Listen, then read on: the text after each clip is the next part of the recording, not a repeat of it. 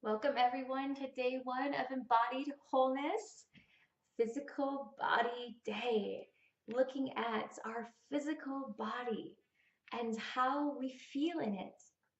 So one thing that I want to just touch on before I give the different exercises and tools and challenges that I invite you to integrate throughout the next 6 days, including today's, right? So 7 total, and maybe even beyond that because you end up loving them so much and how you feel at the end of this, is that connecting to our body is our foundation. It is where we build from because ultimately we're here to be human. And what makes us human is our body. And so often I experience working with people that are very disconnected from their body, whether it be trauma that happened physically, mentally, emotionally, spiritually, sexually, whatever it was, especially in those first 7 years of life. We end up shutting down our capacity to hear our body, to receive our body's wisdom and teachings and guidance. And oftentimes we're ending up being in a space where we're continually in fight or flight, and our body is tense and constricted and wound up and tightened. And when we're in this space of being constricted, our breath changes, right? We breathe very constricted breaths into our chest. We're not breathing fully down into our feet, into the earth, up through our crown, into the center of the sun.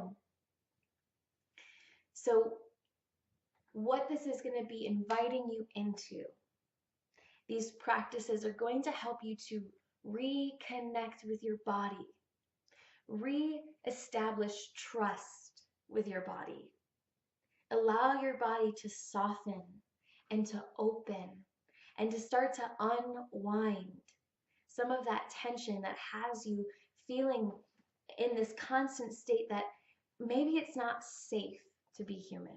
Maybe it's not safe to be in this body. So the experiences that we're going to have that are going to allow us to connect more deeply to our body. The first and foremost, I'm going to just talk about food for a moment. Food, hot button, right? Everyone is going to be at a totally different spot within their diet. So I'm going to give ways of working with this to where you're at, right? Meet yourself where you're at. You know what you eat every day. Chances are you also know what your body has been telling you it's had enough of. And yet there's a part of you that keeps going back and wanting more of it. So starting in the spectrum of if you are someone who is eating processed foods, meats and heavy dairies and heavy carbs and glutens and things like that daily. So what I invite those of you that are operating within that diet spectrum for the next 7 days to release processed foods, to release them. If it has more ingredients than what the food actually is, say if it's a box of instant mashed potatoes, right? If you read that label of instant mashed potatoes, there's going to be all these other things that are listed in the ingredients. If you want to have potatoes, just potatoes, right? So that's the difference between having processed and whole foods. So if you're in that world where you're eating processed foods regularly, I invite you to just take a step back from processed foods this week and eat whole foods. Now, I'm not saying cut out meat entirely because honestly, if your body is eating meat, then there is a reason for that, and we don't want to shock your system so much so. Releasing processed foods, releasing those, processed cookies and things of that nature, that will give you a difference in your body. So what I invite you to do is potentially try to not have meat every single day. Have meat maybe 3 or 4 days. Maybe you can go down to 2 days. Just try to have a day where you don't have meat over the next 7 days. Maybe go 2 days in a row without having meat over the next 7 days. And just see how your body feels. There is nothing bad or wrong about eating meat. That said, when we have something every single day, our body gets backed up a bit. So just giving yourself those 2 days without it will give you a chance to, your body a chance to start digesting, digesting the backup. And I do this with bananas. I have bananas every single day, and I have to say, okay, Jess, no bananas today. You've had so many bananas. It's time to take a break from bananas.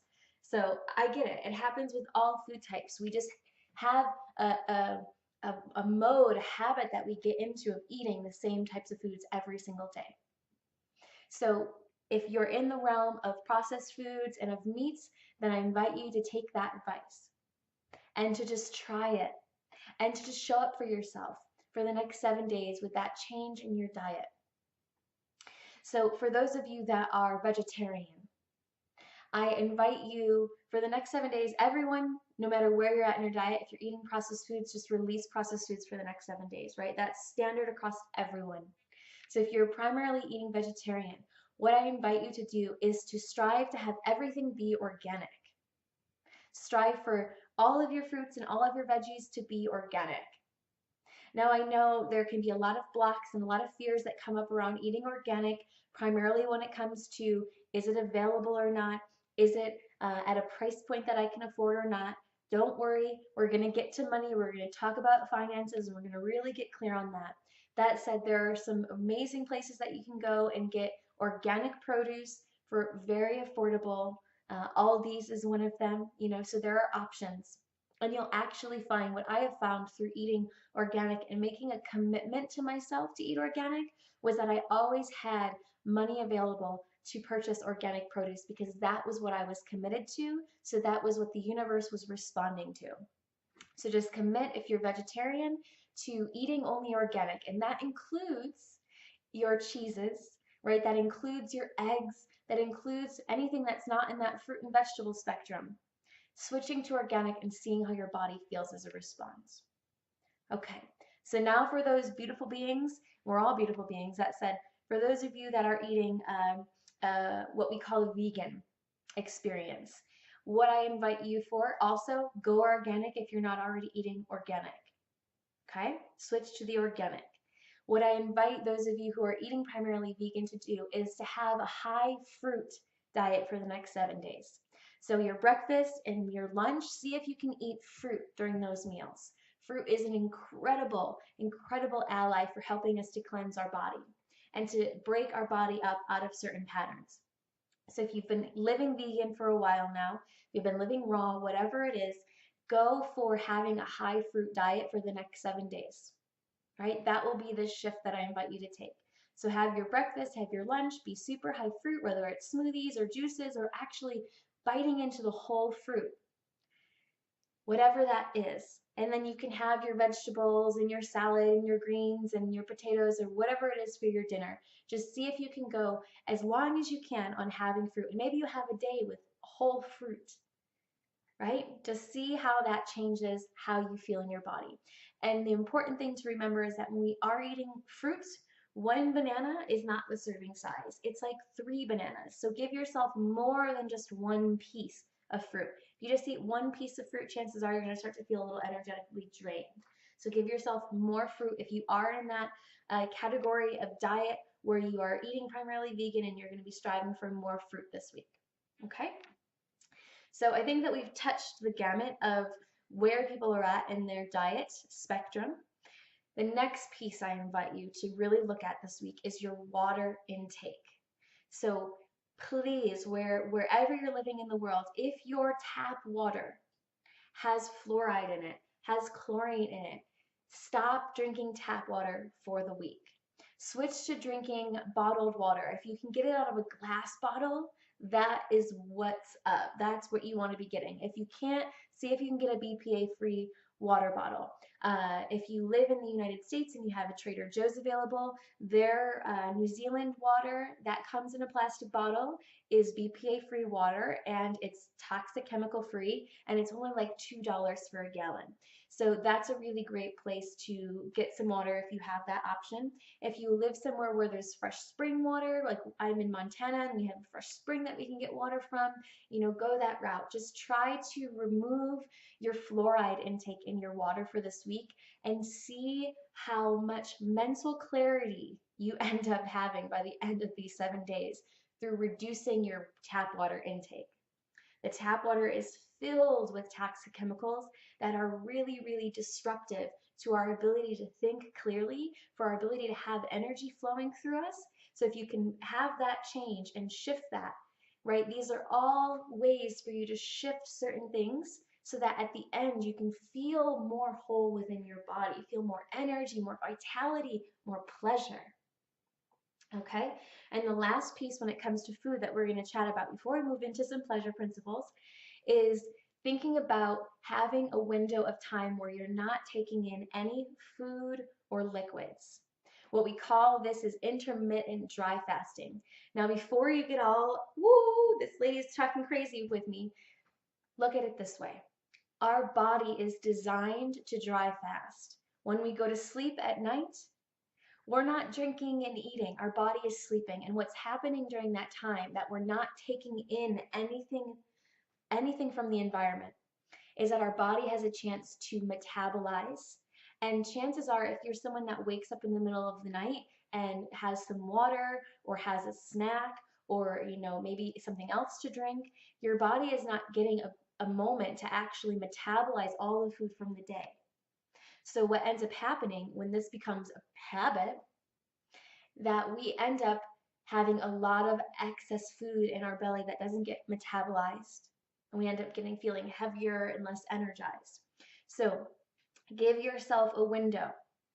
If you can go for 10 hours, right? So that would be no taking in any food or drinks from 9 p.m. to 7 a.m.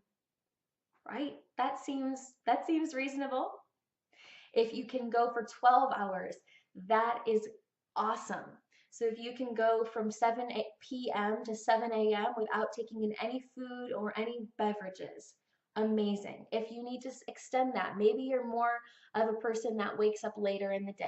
So maybe you don't have to be up for a 9 a.m. job. Maybe you don't have anywhere to be till 10. So then maybe you go from 9 p.m. to 9 a.m., right? Or 7 p.m. to 7 a.m. or 8 p.m. to 8 a.m. And maybe 12 hours is a stretch. Maybe you do 12 hours once and it's a little bit too much, then go to 10. Just try to give yourself 10 hours of rest and digest. And if you are allowing your body its proper rest, meaning you are getting 8 hours of sleep, then having 10 hours of no food and beverage is not going to be a big stretch. So if you're someone that is already dry fasting, because I know that some of you are going to be in here that are already dry fasting, see if you can prolong it. See if you can go 12, 13, 14, 15, maybe 18 hours one of the days. And I'm want to be clear that this is only going the longer time frame is only for those people that have been dry fasting already. Okay? For those of you that this is a new concept, just give yourself those 10 to 12 hours of no food, no water, no intake of any kind to allow your body to rest. Now, I mentioned 8 hours of sleep, and I want to talk about why I mentioned 8 hours of sleep. We have a system in our body called the glymphatic system. The glymphatic system is what removes toxins from our brain, and it only operates while we're sleeping. And it takes 6 to 8 hours for that system to complete its toxin removal. So if you're not getting 6 to 8 hours of solid sleep, chances are you wake up feeling a little bit foggy, or maybe you go throughout your day foggy, or maybe you have some memory things coming up, maybe some memory loss or an inability to remember things. All of that is symptomatic of your body having toxins in your brain. And your body needs that 6 to 8 hours of sleep to remove the toxins from your brain. Now, I say 6 to 8 hours because it's different for everyone. I know that my body needs the 8 hours, and I know that because if I wake up a little bit before 8 hours of sleep, I feel foggy. If I wake up 9, 10 hours of sleep, I feel foggy. That 8 hours is my golden sleep spot. So find what your golden sleep spot is and see if you can get there. Some of the practices that I'm going to invite you into, if you're someone that has some insomnia, just after we finish talking about this, might support you in actually being able to get a good night's sleep, right? So see if you can at least get 1, 2, 3, 4 of the nights throughout the next 7 days with a good solid night's sleep. So what that means for me, in order for me to get my good night's solid sleep, that means my phone goes into airplane mode. It goes into airplane mode from 9 p.m. usually until like 11 or 12 in the afternoon the next day. That's because in order for me to be in my full alignment, means that I need to not have external energy coming in. And because all of you beautiful beings are all over the world, and because I have connections with people all over the world, people are messaging at all hours of the day. Australia, right? I have clients in Australia, they'll message and it will be 2 in the morning here. So it's important for me to have that airplane mode time. So I really invite you, if you want to get that solid hours of sleep, to put your phone on airplane mode. Your alarm will still go off if your phone's on airplane mode. So trust me on that. Okay. So now that we've talked about food, we've talked about water, we've gone into this whole process of how you're going to show up for the next 7 days, I want to give you a couple other tools to really support you in helping your body become whole, feeling good inside your body. So some things that help to remove toxins. Dry brushing. If you've never heard of dry brushing, Google it. Go on there. It helps your lymphatic system flow. You have a soft bristle brush and you brush up from your feet. You brush all the way up your body before you're getting into the shower. This is an incredible way to jumpstart your lymphatic system. If you don't know what your lymphatic system is, it's the system that helps remove toxins from your body. And it requires physical movement in order for the lymph to flow. So the dry brushing gets the lymph flowing. Shaking, if you have a rebounder, rebounding, what some like to call trampoline, is one of the best ways, one of the best exercises for you to not have cancers, not have diseases in the future. I told my naturopathic doctor that I rebounded every day, and they were like, whoa, that's the best thing you could do for you to not get cancer. And I was just like, yes, good to know. So shaking if you don't have it, right? Get your lymph flowing, dry brushing, shaking, things like that. Get your energy circulating over the next 7 days, and it can be as easy as waking up in the morning and shaking your body, right? Really shaking it, or dancing, or moving. So a couple other things before we wrap this up that I highly encourage you to explore, right? This is an exploration to see how it makes you feel, right? So now let's touch on the pleasure principle that I talked about, right? It's not only feeling healthy in our body, it's feeling good, feeling our pleasure, feeling our bliss, feeling orgasmic, feeling ecstasy, feeling all the goodness of love flowing from head to toe. So some things that I encourage you to try this week. 1, sleeping naked. Turning the heat up in your house if you need to, so that you can sleep comfortably naked, adding some extra blankets to your bed, whatever it takes if you're someone that gets cold. Sleeping naked is so good for your body. It helps your body to release energy while you sleep, to process. There's no restriction. Clothing can create restrictions on our body's ability to process while we sleep. It also creates this natural, primal, sensual experience for you while you're sleeping. So sleeping naked, next 7 days, give it a try. The next piece is using essential oils. So if you have essential oils and you haven't been using them, use them, invite them into your world. If you're someone that has never used essential oils before, some great ones to invite into your practice.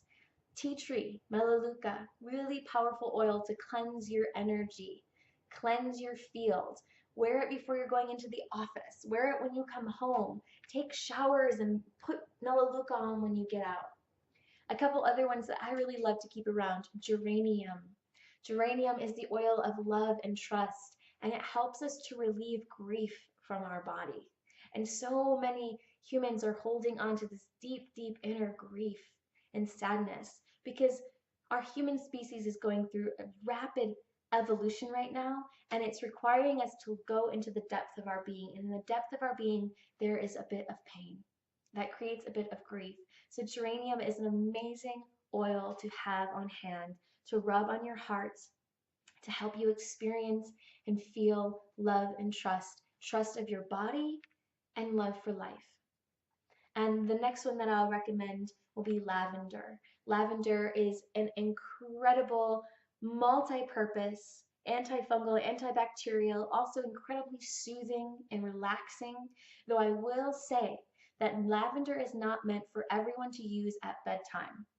Some of us that have a very intense and deep and profound connection with spirit guides, or a very chattery mind, will find that lavender, it is the oil of communication. So it actually can increase our communicative capacity to talk with spirit or to commune with our mind. So it might not be the best oil for everyone to use at bedtime. Just be aware of that. Very powerful oil to feel grounded and centered in your body though. Okay? So now a bit more into the pleasure principles. Wearing clothes this week that feel good, that you feel good in. You see, I wore this nice velvet shirt to film this day, and there was a reason for that, because I feel really good in it. It's really soft, it's very sensual on the inside, it's loose, and I feel amazing while I'm wearing it. So we can get into ruts, and I know I get into them too, where I'm just like, I'm gonna stay in my pajamas all day, and I work from home, so I can do that. That said, I don't always feel my most vibrant, pleasured, sensual, ecstatic self when I'm in PJs all day, when I'm in sweats all day. So this week, I invite you to wear things that you haven't worn in a while. Wear things that you feel sexy and alive and full and beautiful, and also comfortable, things that feel good on your skin. Don't wear things that are constricting and tight and uncomfortable. Release those this week and wear the things in your closet that you feel like a rock star in, that you feel amazing in. Give yourself permission to go there this week. Okay? And now, when you're going to sleep at night, so pleasure principle, really diving into pleasure and intimacy inside of our body. And this will be the last aspect that we're going to touch on for practices with the physical body this week. Pleasure is so important, and you're going to see pleasure get carried over in multiple of the days. Because pleasure essentially is how spirit is able to move through our body, how our soul is able to move through our body and experience the physical world. It's through our pleasure, through our Shakti, through this energy of creative life force energy, which is our sexual energy. So everyone is at a different space with their sexual energy. I know this. So the practices that I'm going to invite you to do are going to be ones that are going to allow everyone, no matter where they're at, to really connect to their body in a new way. So one, while you're going to sleep at night, instead of just turning off the light, maybe checking your phone, maybe reading a book, whatever it is, and then turning off the light, turning everything off, and just turning over and cuddling up, right? Just going right into the sleep. Whenever you finish, whether you write at night, whether you read at night, whether you scroll social media at night, though I highly recommend maybe not doing that this week, whatever it is, before you just pull up the covers and go to sleep, put your hand on your heart and your hand on your belly, your lower belly near your pelvic floor, and take 5 long, deep breaths into your body and really feel your body. Feel it, connect with it. Thank your body for your experience that you had during the day. Thank your body for feeling. Thank your body for all that it is, with 5 long, deep breaths. And breathe all the way down. Feel this lower hand expand. Don't just breathe up in your heart. Really get your whole body breathing. And then allow that breath to take you into your sleep. And then when you wake up in the morning, same thing. Roll onto your back, hand on your pelvic floor, right above your pelvic, below your belly button, and on your heart. And take those 5 long, deep breaths. Feel your body, feel your energy, connect to your body, connect to your pleasure, right? And allow yourself to proclaim that this is going to be the best day ever. And start your day from there, really connecting to your body. So that's the introduction, right? Really feeling yourself, feeling your body, touching your body. And now for those who are not experiencing sexual energy moving through them. Maybe there's some sexual trauma, maybe there's some emotional trauma, things of that nature.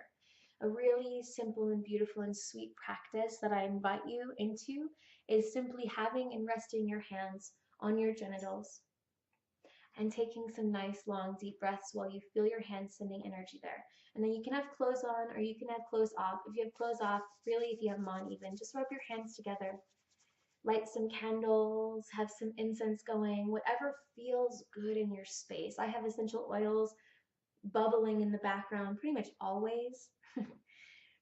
And just allow yourself to rest your hands and to hold your genitals lightly, gently, and just send them love.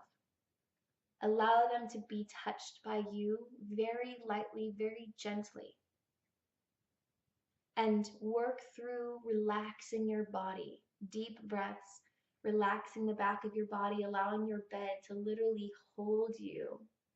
Feel your muscles release from holding the bone and sink into the bed, and then the bones sink into the bed, and then the fascia sink into the bed, and then the skin sink into the bed, until you are literally just sinking into the bed, softly, gently, sending love into your genitals. For women, sending love into your breast as well, and taking that moment to just be and hold yourself while you deeply breathe prana, energy, forgiveness, love, kindness through your body. Now, this is just a beautiful, soft way to start to open up, because chances are when there is some type of sexual trauma or lack of trust in the body, we close off our energy of our groin, of our pelvic floor, and we stop feeling comfortable just holding ourselves. And if there is sexual trauma, a lot of times that's stored within our pelvic floor, and it's like the only time it's ever touched is when it's like sexually aggressively touched, and maybe we don't want it to be touched then. So we just allow a gentle, soft touch to allow ourselves to just hold ourselves. And if you want to take it a step further, something that I really love to do is I love to buy myself a bouquet of roses at the beginning of the week. And then at the end of the week, when those roses have gone through their fullness, I take off all the petals and I will lay the petals on my body and I will hold that then. Or I'll put them in the bathtub and fill the bathtub with those petals. Those are great ways of bringing in that sensual energy into your field and starting to restore a love and trust between you and your body. For any questions or comments or things that you would like to share about today's practice and what this week means, right? Use the container of social media to say, hey, this is what my diet's going to be. This is what I'm going to commit to eating this week. This is the practice that I'm going to commit to. I'm going to commit to sleeping naked every day this week.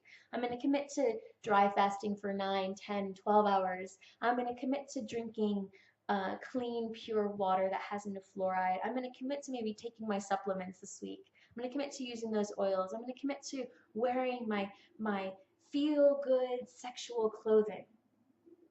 Right? Let us know, share, so we can celebrate and support you in your commitments.